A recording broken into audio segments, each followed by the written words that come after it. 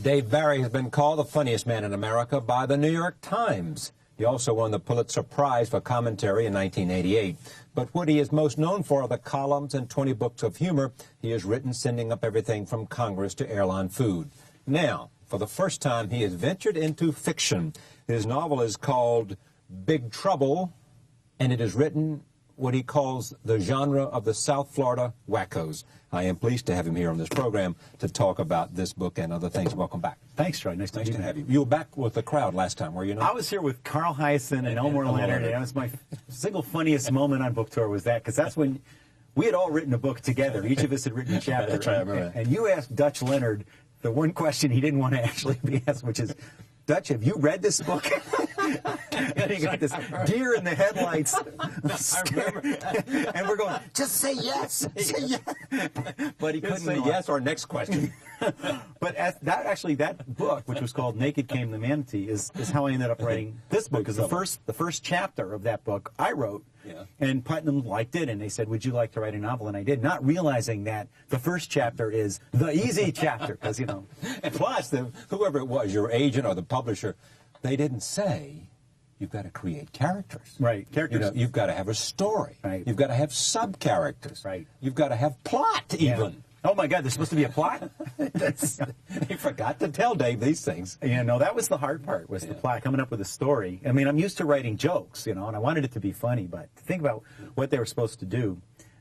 Fortunately, I live in Miami, which is a festering plot of a city as it is. Yeah. So just by drawing on things that go on daily in the city of Miami, I was able to piece together a plot. Notwithstanding the fact that you've been there for a while and you began writing for the Herald, how many years ago? 20 years ago? Almost 20 years. Do you love that place? I mean, is that where you would choose to live? Yeah. If you could look at it from sort of a dispassionate observer's point of view? I would. I love Miami. I mean, it is not the planet Earth, and it's a little terrifying sometimes. Yeah. The people drive according to the laws of their individual country of origin. There is a tendency sometimes to express opinions by means of small arms fire, but all that to make your point. like to signal in traffic even. Yeah, exactly. But having said all that, I still love it. I love the city. It's a lot of fun. Yeah, and you love the whole Latin thing? Yeah, my wife is Cuban, so I have the advantage, and it is a big advantage in Miami. My Spanish consists of saying, un momento, mi esposa habla español, and then Michelle takes over. Then Michelle takes over at that point, so things go a lot quicker from that point on. Have you been to Cuba? No, she has a couple times. I haven't. I guess when Castro dies, there will be a very big party in Miami. Huge. It will go on for months. And then everybody's just going to go down, you know, and see. But I haven't been over there. But interestingly enough, my guess is that a lot of people won't be moving back. No. Because the children of those who came over are now pretty well established in a whole variety of things. Right. I think there may be a lot of people in Miami who want to invest in Cuba, and there are some people in Miami who think they're going to go back and run Cuba, which I think is a dream. But no, most of this, my wife's generation and their kids, and even the Cubans who came from Cuba, my wife's parents, for example, they're not going to go back. They've been in Miami 40 years. They're used to the United States. They're citizens. Is the Cuban community as Republican and right-wing as we assume they are, and is it because simply their parents and grandparents fled communism and therefore developed a kind of fervid anti-communism early on? It's still pretty monolithic. It's very much Republican, but the voice you see, the public voice you see of the Cuban exile community is considerably more hardline and right-wing than the majority. In that community, there's a tendency to defer to the old people who fought the fight and want to go back, and to not say, hey, forget it. It's he won. It's over. If you talk to Cubans, Gen X Cubans and baby boomer Cubans, then it's not that big a deal to them. Because they're running banks and insurance companies, law firms, very successful, very American, and I don't think it's the intense passion that you see in the generation that fought and came, had to flee Castro. How's the Herald doing? Fine. We've had some setbacks. Yes, I would say. You know, it's tough to publish a newspaper in English in a city that doesn't speak a lot of English. But even having said that, you know, I think we went through. I think we're kind of heading back up again. We have a new publisher, and you know, I mean, I'm still working there. Well, sure. So they've got you writing that. You still write the column. I still write a weekly humor. I write a weekly humor column. Yeah. That is no plot and no characters, and it lies a lot. There's a lot of fiction in there. Too. In the column? Good practice, yeah. So this was easy. It was No, a piece right. of cake. No problem. No problem. Now, tell me about the lead character. His name is Puggy? Puggy. Puggy, I mean. Yeah, I start with this guy. He's a homeless guy named Puggy who comes to Miami and immediately gets his first job. He's not a real working type person. He's more of a beer drinking. He gets a job voting.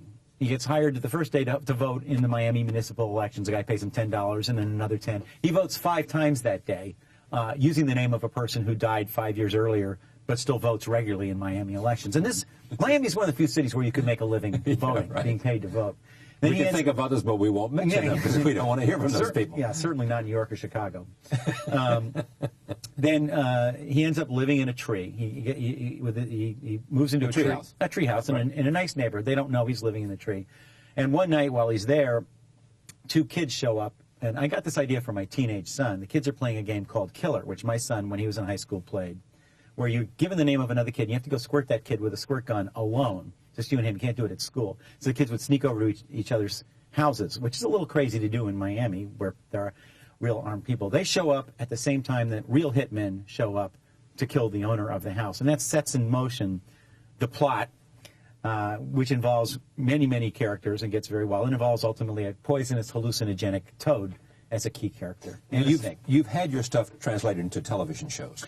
Well, there was a show based on my life. It's Baywatch. Right. No. Didn't know that. No, yeah. You were Well, if I were to take off my you were shirt. the inspiration for Baywatch? Yeah, if I were to take off my shirt now, you would be amazed how ripped I am. No. You and Andre Agassi are the future. Except some of us don't have to wax ourselves to be hairless. I was born hairless, but and I'm still hairless. No, the show is called Dave's World. It was a sitcom on CBS, and it was a very fine show, but I had really nothing to do with it. They didn't pay you anything for that? Well, they did pay me, yes. I had that too. I had creative control over what I did with the check that they mailed me, but I didn't write for it. It was a nice check, wasn't it? Yeah, it's good. I mean, if I advise everyone, if anybody ever says, I want to make a sitcom out of your life, say yes, because they pay you to do nothing. Say yes and send the residuals right away. To me, that's correct. Now, is this going to be made into a movie or a television series? Do we have Puggy as a character that will endure himself to Mr. and Ms. America? We're thinking of you as Puggy. No, yeah, there has been option. We'll create a Puggy character to sit here at the table every night and say, you got that one wrong. He'd be drinking beer and passing out. No, it has been optioned to be a movie, but as you and I both know, that doesn't necessarily mean it will ever be. Oh, no, you mean if they don't option, they're not automatically going to make it into a film? Options are another good deal. Young writers out there, you get paid again for doing, there's a lot of things you can do and get no money at all for it. And I'm not just talking about Vice President of the United States. I mean, get paid for doing nothing. Let's talk about your mother. A major, major influence on you. Yeah, my mom. I mean, people always ask me, where did I get my sense of humor? And I got it. I had the most amazingly funny mother in the history of the world. And I didn't realize that when I was a kid, that my mother had this like very dark, very like real edgy sense of humor. And I just took it for granted that everybody's mom would do things like when my sister and I would be going off to go swimming, you know, my mom would open the window and her best June Cleaver voice go, "Don't drown, kids." And we'd go, "We won't." You know, we thought that was really funny. Our mom was like that. And other people would go, "What? Your mom made a joke about it?" You know, but that's the way she was. So I grew up in a family where that was how we entertained each other. You know, sitting around the table, we all tried to make each other laugh. I mean, I was a terrible athlete, and I couldn't really do anything well, but we could make each other laugh, and that was important in our family. You weren't a good athlete? No, I was like a little, small, puny. And I mean, my job in junior high school was to think of jokes that were entertaining enough that the larger, hairier boys wouldn't hold me upside down over the toilet. I considered it a good day. And it worked. Yes. That's concentration. Yes. That'll force you to come up with a joke. Right. If you're holding you upside down. Over a toilet. Then you're going to dip your little head in the water. You know that you better be funny quick. That's right. That would be great stand-up training right there. And I was actually standing in the back before you go on saying. And they do that with a lot of the top clubs. Oh, you know that. You ever wonder why a lot of these comics have their hair slicked back? Is there anything that you haven't done that you desperately want to do? I mean, do you want to make a movie?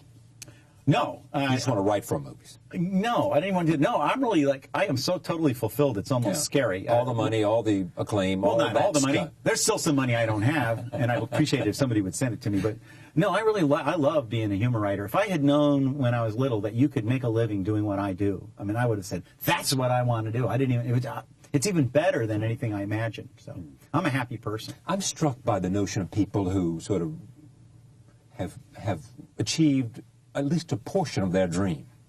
I talked to someone this morning who was talking about sort of some of the wonderful, that he never dreamed that when he was a little boy that what was about to happen to him would happen. Here you are. I mean, I didn't think about doing this when I was a kid. Did you think about being a human writer and all that it could be to be a human writer? No, I never thought it was doable. And I want to tell the young people out there, it's not. I'm the only one.